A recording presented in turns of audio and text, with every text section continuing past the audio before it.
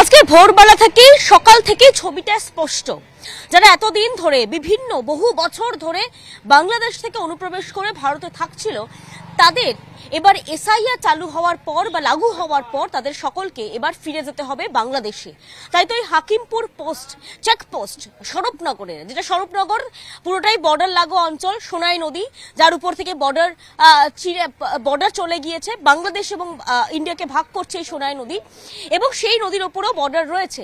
এবং সেই জায়গা থেকেই এবার চেকপোস্ট ক্রস করে বাংলাদেশে যাওয়ার কাজও তো এই মুহূর্তে হিড়িক। বহু মানুষ এই মুহূর্তে অপেক্ষা করছেন এবং আমি দেখাচ্ছি চেকপোস্টটি, যে চেকপোস্টের ছবিটাও আমি এই মুহূর্তে দেখাচ্ছি। বিএসএফ দাঁড়িয়ে রয়েছে, বিএসএফ প্রহরায় রয়েছে এবং সেইখান থেকেই অমিতকে বলবো সেই ছবিটা দেখানোর জন্য।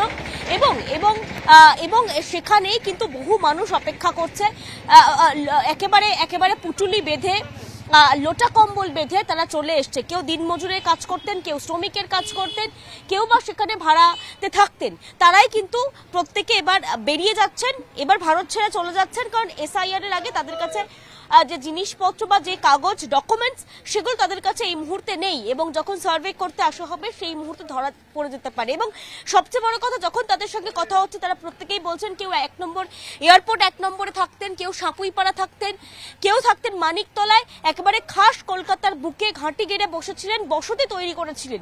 সেই সমস্ত বসতিগুলো একে একে খালি হয়ে যাচ্ছে। এবং এই চেকপোস্ট আমি এই মুহূর্তে দেখাচ্ছিলাম, যে চেকপোস্টে ঠিক এই জায়গা থেকে শুরু হচ্ছে কিন্তু চেকপোস্ট। এই চেকপোস্টের পর প্রায় 150 কিলোমিটার বলা যেতে পারে কিন্তু বাংলাদেশ ঢুকতে সময় লাগবে। যদিও পাশে একদম ডান দিকের, আমি একটু বাঁ দিকের ছবিটা দেখাই, এই বাঁ দিকের রাস্তাগুলো থেকে ঠিক এখান থেকে আমি যদি দাঁড়াই তাহলে এখান থেকে প্রায় 5 থেকে 6 কিলোমিটার যাওয়া হয় তাহলে পড়বে সোনাই নদী, যেটা ভারত এবং বাংলাদেশের মাঝখান থেকে গিয়েছে এবং এই নদীর উপর থেকে বর্ডার রয়েছে। কিছুটাকে কাঁটাতার রয়েছে, কিছুটাকে কাঁটাতার বিহীন জায়গা, সেই জায়গা থেকেও একসময় অনুপ্রবেশ ঘটেছে। এবং এই চেকপোস্ট রয়েছে একদিকে এবং সোনাই নদী মাঝখানে রয়েছে। সেই সোনাই নদী থেকেও কিন্তু অনেকেই ক্রস করে বাংলাদেশের দিকে বেরিয়ে যাবেন যখন তাদের ডাকা হবে তারপর।